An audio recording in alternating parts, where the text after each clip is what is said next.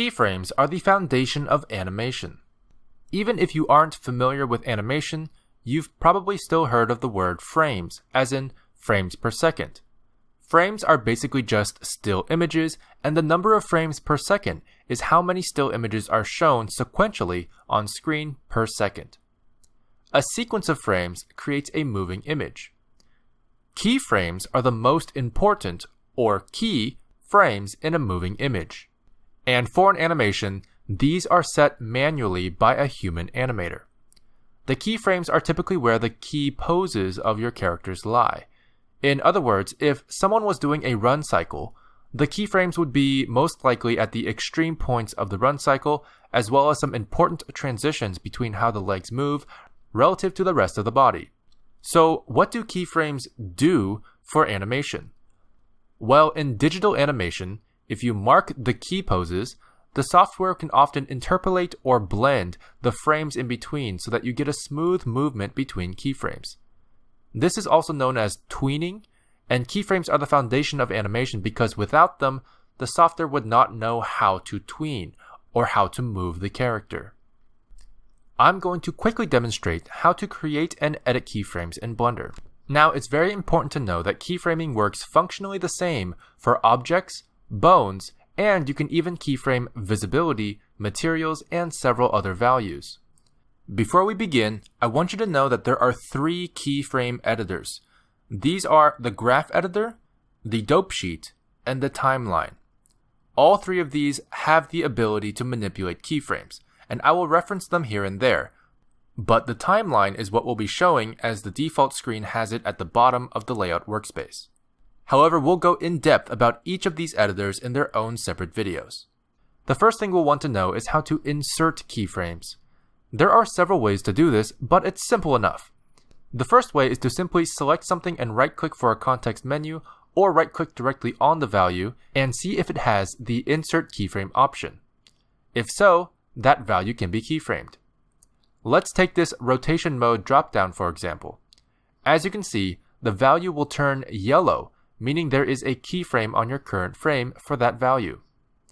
This will also create a visible keyframe in your dope sheet and timeline at your current frame, marked by these small yellow shapes.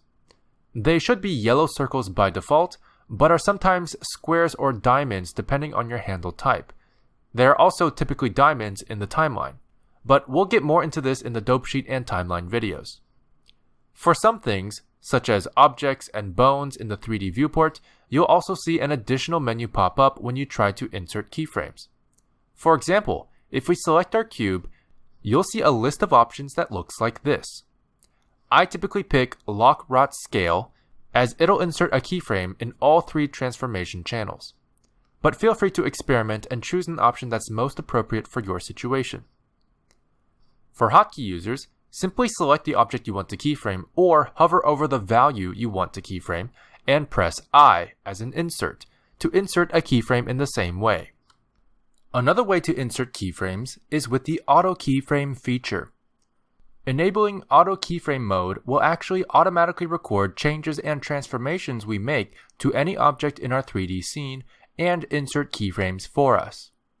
It will also record changes in values that have been keyframed before. To test this out, I'm going to select a different object. In fact, let's add a monkey to our scene.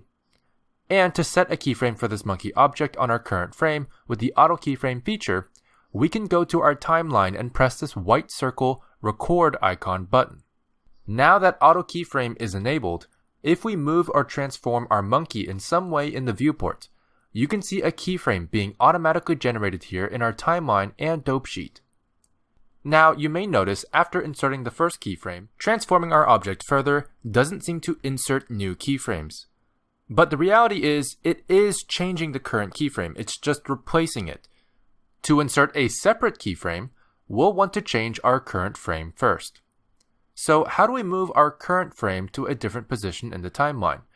The current frame is indicated by this value here, which you can edit manually like most values in Blender.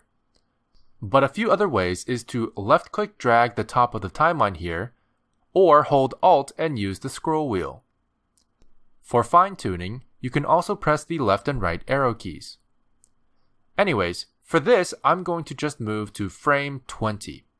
Once we move to a later point in our timeline, let's set another keyframe by simply transforming our object again. I'm going to move it just a bit to the right. Now that we have more than one keyframe, we can see the automatic interpolation, or tweening process that the software does for us to create animation. Let's drag our timeline back to the beginning and press the play button. For hotkey users, you can press spacebar. Okay, now you can see our monkey is moving. What we're seeing here is the software taking our two keyframes and interpolating the transformation between the first location and the second location. This interpolation can be tweaked in the dope sheet or graph editor, but we'll talk about those in their own separate videos. For now, this is our masterpiece. But what if you want to delete keyframes? How do we do that? Well, to delete keyframes, you can simply use the timeline or dope sheet, select the keyframes you want to delete with left click, and press the delete key. Alternatively, you can also navigate to the frame with that keyframe and right click for a context menu. Then select delete keyframe. Quick tip, from this same menu, you can also click clear keyframes to delete all keyframes for that value. It's important to note, however, that the delete keyframes option is not available in the 3D viewport context menu, but you can still go to the object menu, go to animation, and select delete keyframe from that menu. For hotkey users, you can select the object or hover over the value with the keyframe on the current frame and press Alt-I to delete keyframes in the same way. One more thing you'll want to know about keyframes is the ability to change keyframe type. This might sound advanced, but in reality it just means keyframe color. This is used for organization of keyframes that are used for certain purposes. For example, you can mark your extreme pose keyframes by selecting them, right-click in the timeline for a context menu, go to keyframe type, and select extreme. This will give your selected keyframes the extreme pink keyframe color. Other colors include blue, orange, and green. For hotkey users, you can hover over the timeline and press the R key to bring up the keyframe type menu. And those are the fundamentals of keyframes. I hope this gives you insight on how animation works and how to create your own animation in Blender. In the meantime, we'll be going over how to edit and manipulate keyframes in the dope sheet, the timeline, and the graph editor in their separate videos.